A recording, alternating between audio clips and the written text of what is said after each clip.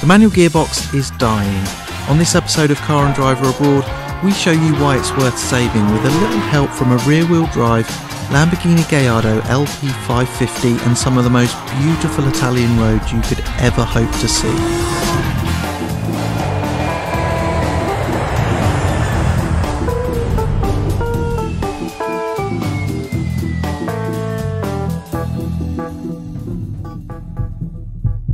Outside of the big cities in Italy, life goes slow. As the morning mist clears, tiny villages gradually come to life thanks to cafes serving coffee so strong it's thick like syrup. And nobody seems to do much of anything. But Italians like some things to go fast. This is supercar country.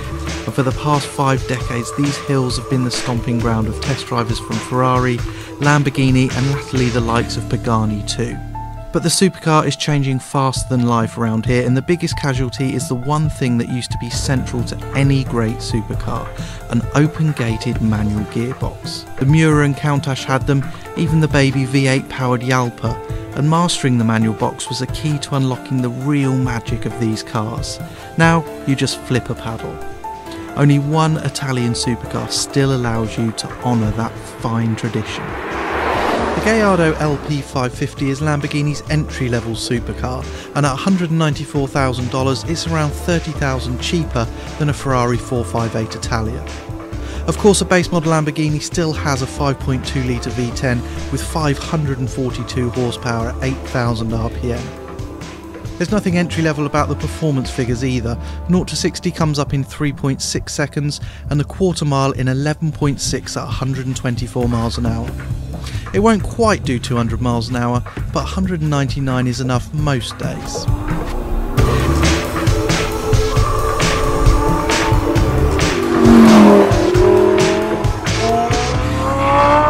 Lamborghini must be the least nostalgic car company in the world.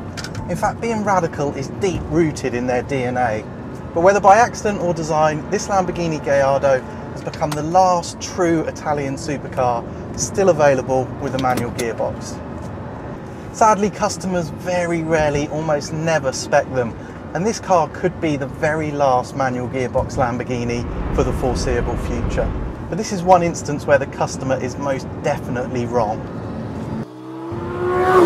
So this is the LP550-2, that's 2 for two-wheel drive. And just as legendary Lamborghini test driver Valentina Balboni likes it, this car has got a 6-speed manual box. It's the last of the old school supercars. So we've brought it to the Raticosa and Futa passes near Bologna, proper old school supercar roads.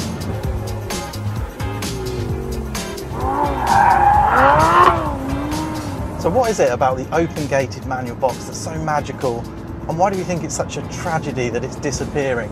Well, partly it's this metal-on-metal noise which is so evocative.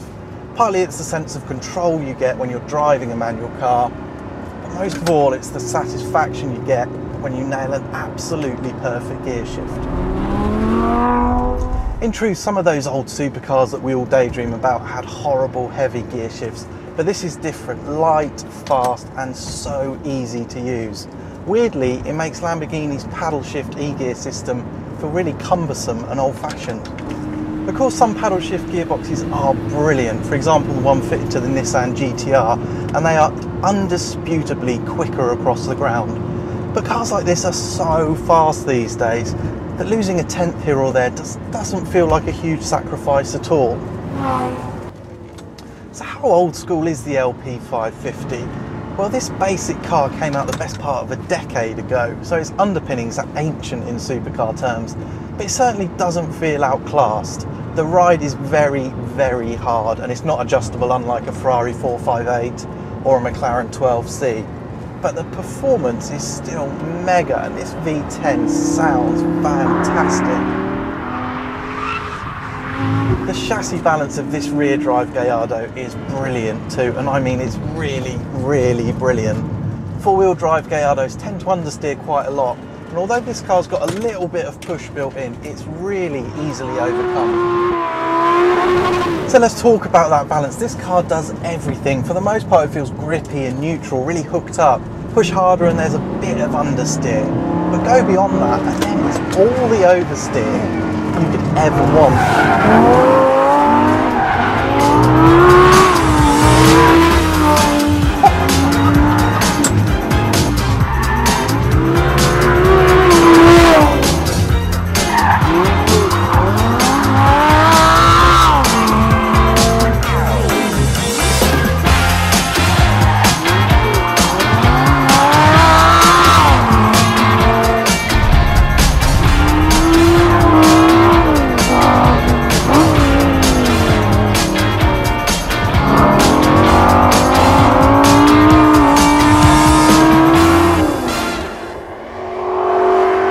Where does this car fit with its rivals? Its natural rivals, I guess, are the Ferrari 458 and the McLaren 12C, although this is quite a lot cheaper. This is the cheapest car Lamborghini build, a manual gearbox, steel brakes, which are lovely, much better than Lambo's ceramics, which are often really grabby. Rear wheel drive, it's a really basic package.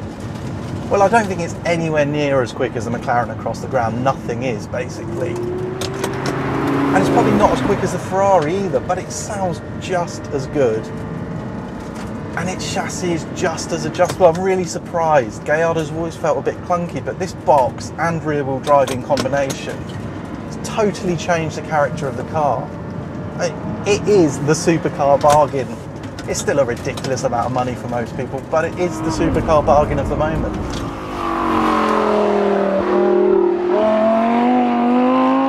It's late autumn in Italy, and these are the last days of sunshine.